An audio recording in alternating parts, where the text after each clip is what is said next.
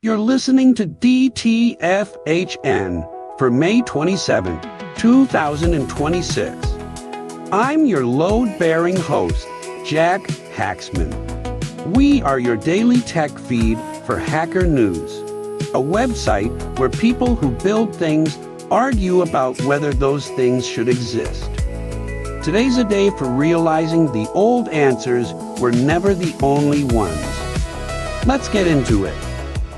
Every fantasy console you've heard of, Opagabai, take a body, the whole genre, starts from the same premise. Strip away the complexity of modern hardware.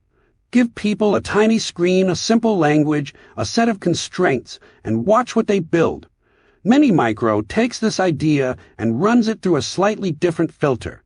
The core language here is Miniscript, a clean, minimal scripting language designed from the ground up for learning and tinkering.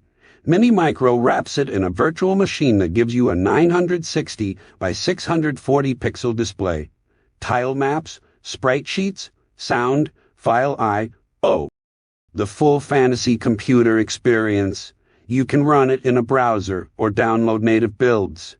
No install headaches, no dependency hell. Open a tab and start writing code. Now here's where I want to play devil's advocate for a moment. One of the comments asks why these learning environments always use indentation-based scoping instead of curly braces. The argument being that braces are more explicit, easier to explain, less error-prone, and honestly, there's a case for that. Indentation-based languages punish invisible mistakes. A wrong tab, a mixed space, and suddenly your program means something different than what you wrote. For a beginner, that's a genuinely confusing class of bug, but Miniscript actually uses end statement. And if, and for, and function, it's neither indentation scoped nor brace delimited. It chose the third path, the one that reads closest to how you describe the logic out loud. That's a real design decision, and it matters for the people this is aimed at. Kids, hobbyists, anyone whose first encounter with code shouldn't feel like deciphering ancient runes. The harder question is the one another commenter raised. Free but not open source. And that's worth sitting with. Miniscript itself is open source. MIT licensed. Available on GitHub. But Mini-Micro, the fantasy computer built on top of it, appears to be free as in beer without the source available. The foundation is open. The house built on it is not. This is a pattern worth naming. An open language runtime with a closed application layer. It means you can learn Miniscript. You can extend it. You can embed it in your own projects. But if you want to fix a bug in Mini-Micro itself, or fork it, or port it to hardware, you're asking permission, not exercising a right. Another commenter asks, why not just buy a €3 Arduino and a tiny OLED screen? And that's a fair challenge. There's something irreplaceable about making a physical LED blink because of code you wrote. But that misses what fantasy computers actually solve. Zero friction on-ramp. No soldering. No driver issues. No waiting for a package to ship. You open a browser, and you're build it. The real power of Mini-Micro is that it exists at all. Someone cared enough about the learning experience to design a complete, coherent environment where the first 5 minutes are productive. That's builder culture in action. The open source question is real, and it limits the project's long-term reach. But the impulse behind it. Making programming accessible, joyful, immediate. That's exactly right. Now for something completely different. Story 2. The Melancholy of Slaying Monsters. Bloodborne only shows you a boss monster's name when you attack it. That's a UI decision. Probably took someone 10 minutes to implement.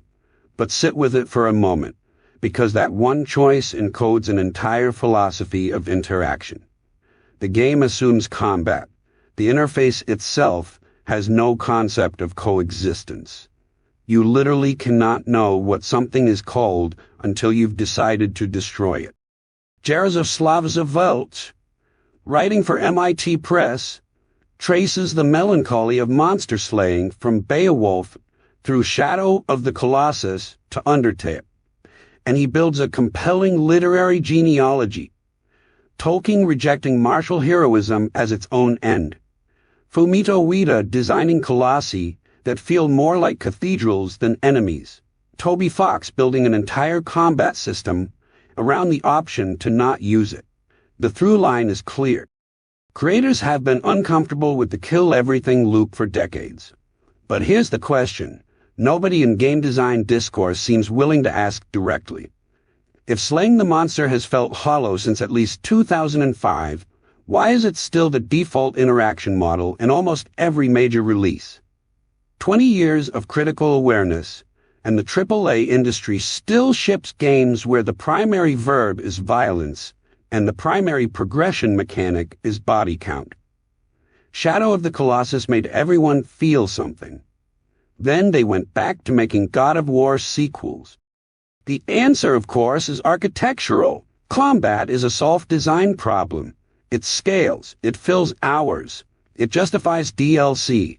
The entire economic structure of $60 games with $40 season passes depends on repeatable encounters with things that need killing.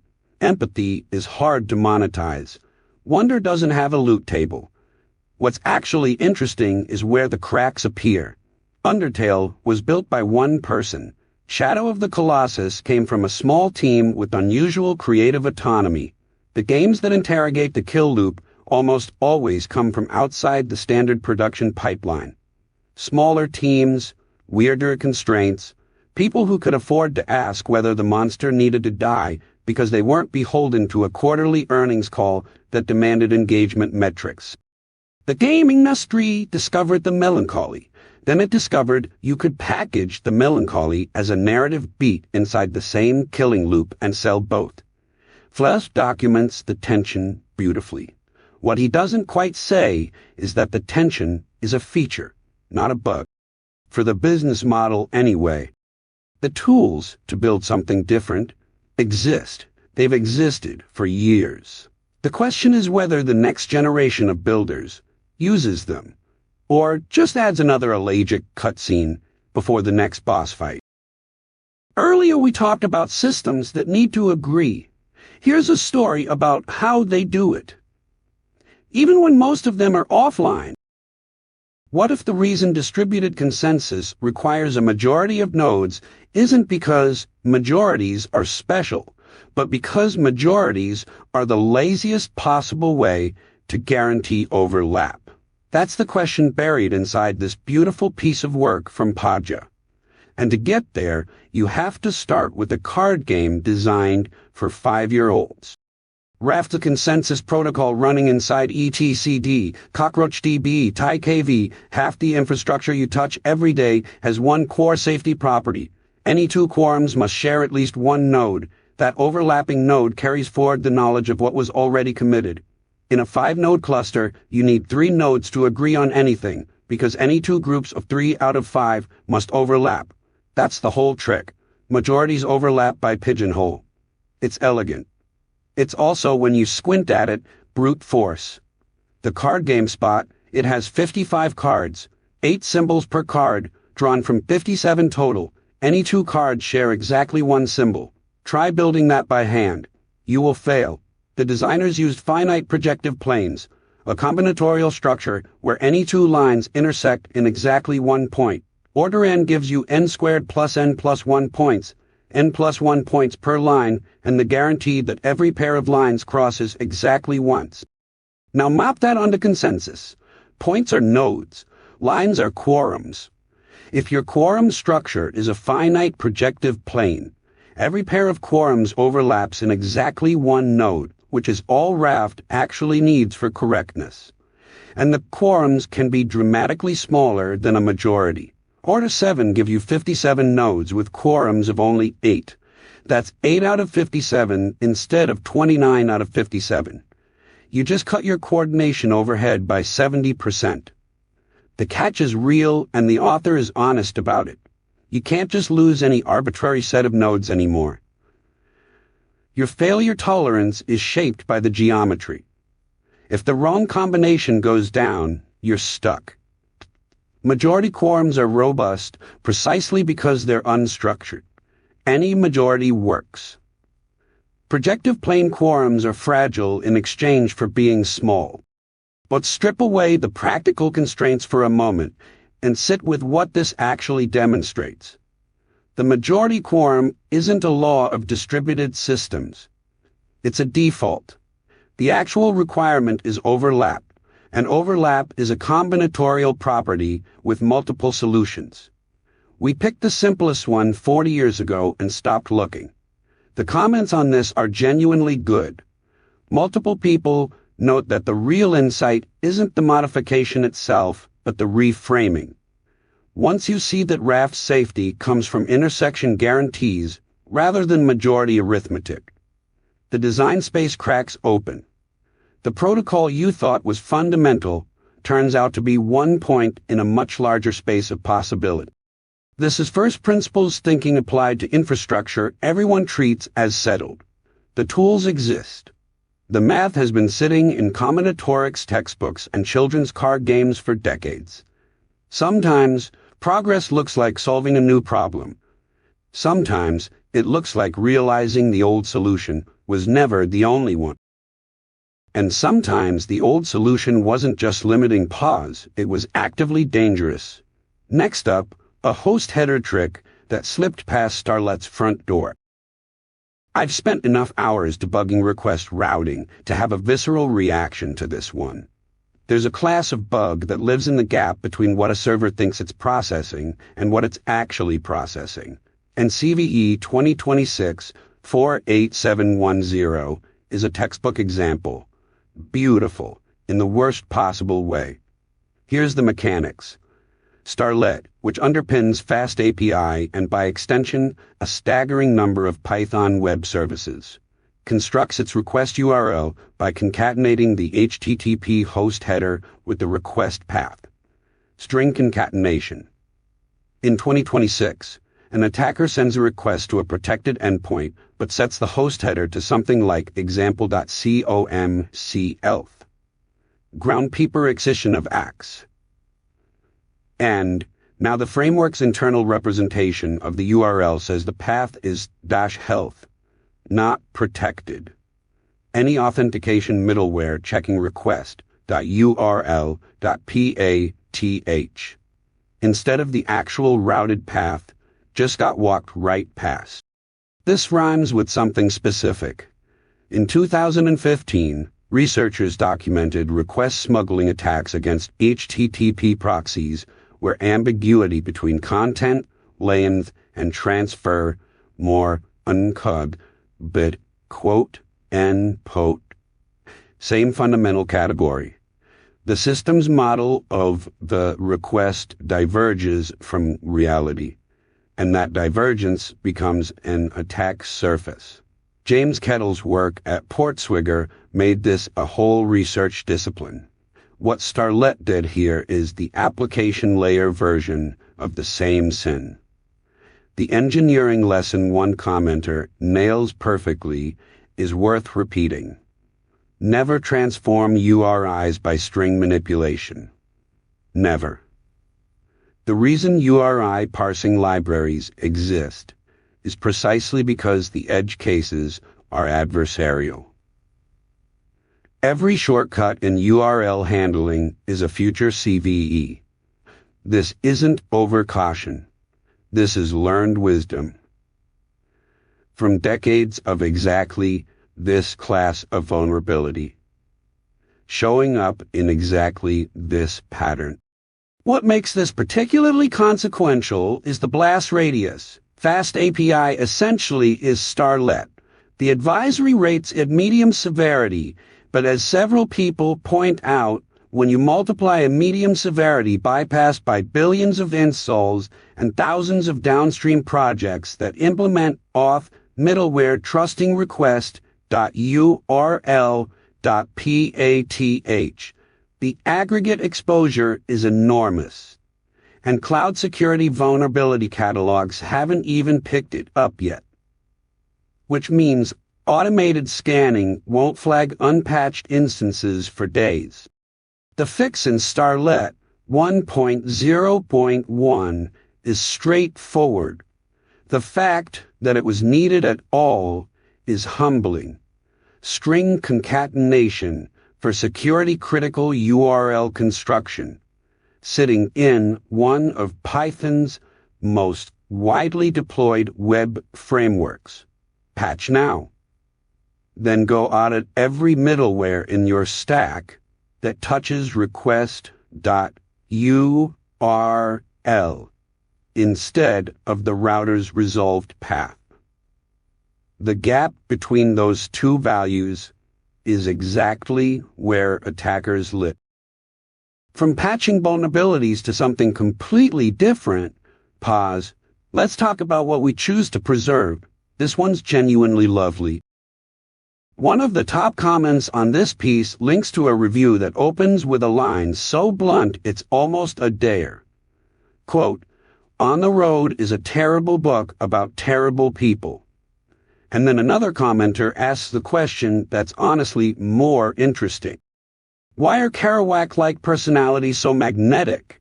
Why does the freedom feel aspirational when the lifestyle, looked at clearly, is parasitic? Joyce Johnson's memoir answers that question without ever trying to.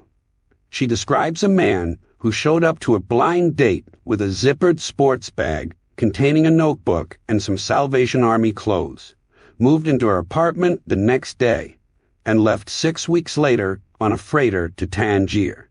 She knew he'd leave. She typed love above her name in letters anyway, then hesitated about whether she should have. That's the gravity of it. Kerouac wasn't selling freedom. He was living with so little friction that other people's lives been around him. What makes this piece remarkable as craft is Johnson's restraint. She's writing about a man who became a myth, and she refuses to participate in the mythology. The leather jacket he kept wearing after he got famous.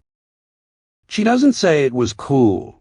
She says she wonders if it reminded him of the void, of the 600 men who died on the Dorchester, the red and black shirt he forgot to pack. She hung it in her closet and wondered if she'd see him again. These are the details that survive because someone decided to keep them. Not the legend, the shirt. The commenters who dismiss Kerouac as a phase for 20-year-old guys looking to seem literary are missing what Johnson actually wrote. This isn't hagiography, it's an inventory. What was in the bag? What got left behind? What a letter sounds like from 8 miles off the coast of Africa, when the person writing it has stopped drinking for the first time in years, and calls himself the healthy Jack you never knew. Pull this thread and you find something the Kerouac discourse almost never touch it. The people who held still while he moved. Johnson had the apartment. Johnson kept the shirt. Johnson's memoir is the archive that outlasts the road trip. The canonical Kerouac lives in paperback myth. The real one lives in the details someone else bothered to preserve. That's what gets kept. Not the freedom. The things freedom leaves behind in someone else's closet. We talked earlier about tools reshaping how we work. Well, this next one's reshaping how I work. Let's get into Claude Code. A configuration directory with 13 files in it just mass-produced a senior engineer's institutional knowledge. That's the detail worth pausing on. Not the AI part, the directory structure. Someone at Anthropic published the internal layout of how Claude Code actually wants to be configured. And it reads like a Unix philosophy manifesto, dressed up as a getting started guide. There's a file called Claude.md that loads every session. There's a settings.json for permissions and hooks. There's a skills folder, an agents folder, a rules folder with path gating so different instructions apply to different parts of your codebase. Project scope commits to Git so your team shares it. Global scope lives in your home directory and describes you personally. The layering is deliberate.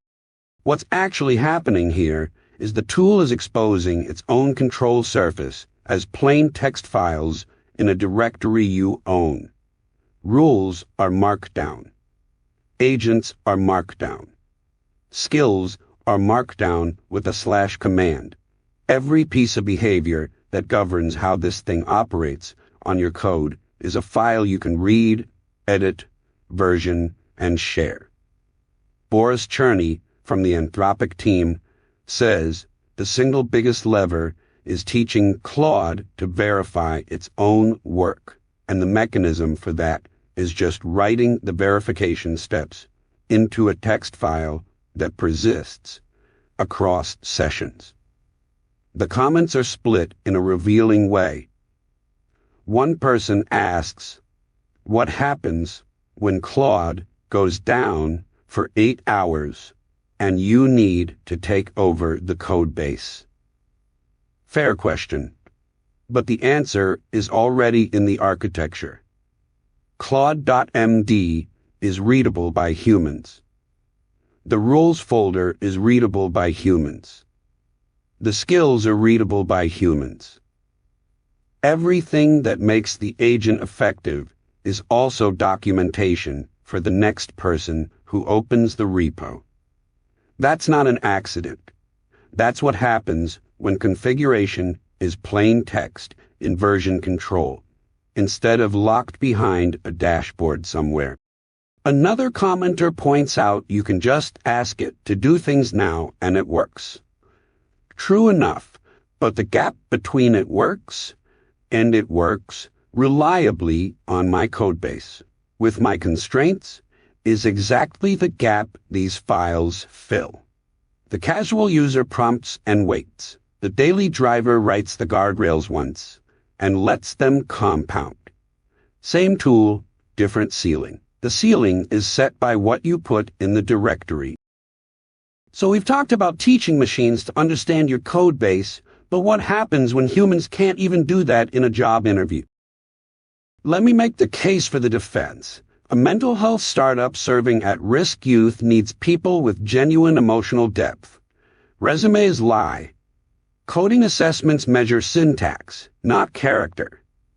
If your product is therapy access for vulnerable teenagers, maybe you should know whether your founding engineer has confronted real suffering, whether they can sit with discomfort, whether empathy is something they practice or just perform. A 90-minute conversation about hard days and personal challenges could surface exactly the kind of human signal that matters most in a 10-person company building something this sensitive. That's a reasonable argument, and it falls apart the moment you examine the power dynamic. In surgery, there's a principle called informed consent. Before a doctor opens you up, they explain what they're going to do, why, what the risks are, and what happens if you say no. The patient retains agency throughout. What happened in this interview was an emotional surgery performed without informed consent. The candidate was told to expect a non-traditional culture-fit chat. What they got was a structured vulnerability extraction. Hardest day of your life. Biggest challenges, deepest struggle. Conducted by someone who shared almost nothing of their own. The asymmetry is the wound. One person holds the scalpel. The other lies on the table hoping the operation goes well. And when the rejection email arrives 24 hours later, a single line, the patient discovers the surgery was exploratory. They were opened up, examined, and closed back up with nothing but a scar. The author names the exact feeling. It wasn't my skills they were rejecting. It was me. That distinction matters enormously. A failed coding assessment stings your pride. A failed vulnerability assessment stings your identity. And the cruelest part is that the interviewer almost certainly meant well. The format created the harm, independent of intent. This is where it gets genuinely serious. Every hiring process is a system. Systems have failure modes. When your failure mode is making candidates feel emotionally exploited, you have an engineering problem, not a people problem. You redesign the system. Culture fit matters, full stop, but you can learn whether someone is kind, principled, and emotionally intelligent by watching how they talk about a technical decision they regret, how they describe a teammate they disagreed with, how they handle being wrong in real time. You don't need their trauma. You need their character. And character reveals itself in how people engage with the work, not in how much pain they're willing to display for a stranger, holding a thumbs up or thumbs down. The mental health startup that built an interview process capable of damaging mental health. That irony doesn't need underlining. It means fixing. Moving on. In 1700, Western Union turned down Alexander Graham Bell's telephone patent for $100,000. Their reasoning was practical. They already had copper wire everywhere, and telegraph worked fine. They were wrong about the telephone, obviously, but they were accidentally right about something else. That copper kept finding new jobs for the next 150 years. DAC cables are the latest entry in copper's refusal to retire gracefully. Direct attach copper. 2 modules, a fixed length of twin-ax cable between them. No optics, no transceivers doing electrical to optical conversion and back again. Just electrons moving through metal the way they've moved through metal since we figured out how to insulate wire. Take the fiber argument to its logical conclusion. Optical is faster, longer range, less interference. Follow that principle all the way, and you should run fiber from your top-of-rack switch to the server 18 inches below it. Convert your electrical signal to light. Shoot it through glass across a distance shorter than your arm. Convert it back to electrical. The absurdity is the tell. For anything under 5 meters, which covers most connections inside a single rack. DAC just wins. Fewer failure points, lower latency, cheaper, and the spec is dead simple. No lasers to align, no optics to clean. The breakout cables are where it gets genuinely clever. A single QSFP 28 port carries 4 lanes. Split that into 4 separate SFP 28 connections, and suddenly one port serves 4 devices at 25 gig each. Pure copper multiplexing. There are NICs built specifically around this trick. 1 physical port, 4 logical interfaces, maximum density from minimum hardware. The trade-off is real. Above 100 gig, the shielding gets thicker, the cables get stiffer, and your cable management starts looking like industrial plumbing. Copper's reach shrinks as speed climbs. Fiber will own anything rack to rack and beyond. But inside the rack, copper endure, the oldest trick in networking. Run wire between 2 things. Still works. Sometimes the boring solution is the correct one. Western Union got a lot wrong, but they understood copper. If copper carries signals, what carries ideas? Let's pull this thread back to 15103, when mathematics started finding its own voice. Every programming language you've ever cursed at exists because someone mass-produced a notation, and the origin story of that notation is wilder than you'd expect. In Boing-Tan-Spine-Choosely, the first math textbook printed Desnai in England was written in Latin. Commercial arithmetic locked behind a language gate that kept it in the hands of clergy and aristocrats. By 1571, English had won. And that ship. Vernacular language replacing institutional Latin didn't just democratize math education. It may have caused the scientific revolution. Run this forward from the fundamental constraint. Mathematics in the 1500s had 2 problems. First, the people who could actually use it. Navigators, surveyors, builders, Shakespeare's rude mechanicals. Couldn't read Latin. Second, math didn't even have its own symbolic language yet. No equal sign, no standard notation. Everything written out in prose in a language most practitioners couldn't access. Robert Ricord fixed both problems simultaneously. He wrote math textbooks in English, and in 1557 he invented the equal sign. Two parallel lines, because, as he put it, no two things can be more equal. That symbol didn't fully catch on until the next century, which is the comedy here. The most universal piece of mathematical notation took decades to propagate through the literature, because the literature itself was still figuring out what language to exist in. The parallel to open source is structural. Latin was the closed system. Gate-capped, institutional, requiring credentials to participate. English was the fork, diggers, record, deed. These were people who took specialized knowledge and put it where others could reach it. The tools exist, the knowledge is available. That sentence has been true since 1571, and every time someone acts on it, the same thing happens. A surge of innovation from people who were previously locked out. The textbook was the original open source contribution. Ship the knowledge in a language people actually speak, and watch what they build with it. So, what happens when you apply that same principle to something everyone uses but nobody wants to run themselves? Oh. 3 ingress shapes, 5 transports, 1 binary. That ratio tells you everything about what this project actually is. Posthorn is a single Go binary that sits between every app you self-host and whatever transactional mail provider you already pay for. Your contact form, your Getia instance, your Ghost blog, your Mastodon server, they all need to send email. And right now, each one holds its own copy of your API key, runs its own retry logic, handles its own bounce quirks. The same outbound concern, duplicated 5, 6, 7 times across your stack.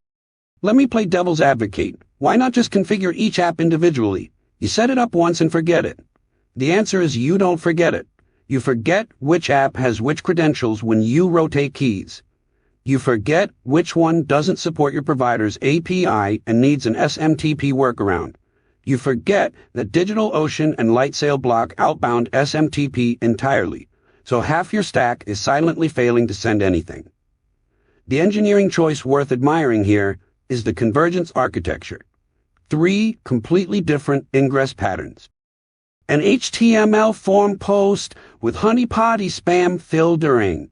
A JSON API with bearer auth and idempotent retries, and a full SMTP listener with start TLS and client certificates.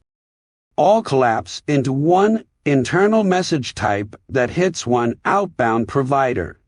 That's a clean abstraction. The SMTP listener alone solves a real problem, because dozens of self-hosted apps only speak SMTP. And if your cloud host blocks port 25, those apps are dead without something like this in the middle. The comments are telling. Multiple people misread it as a mail server. It's not. It's the plumbing between your apps and someone else's mail server. And that's exactly the layer that was missing. The unsexy infrastructure that makes self-hosting actually work day to day. Single binary, single config file. That's how open source wins. By making the correct architecture the easiest one to deploy. This has been your daily tech feed for Hacker News for May 27, 2026. This podcast is entirely AI generated. Scripts by Claude Opus 4.6. Voice by Quen3 TTS. Not affiliated with Hacker News or Y Combinator. Now, go question one assumption you've been carrying around too long. We'll see you back here tomorrow.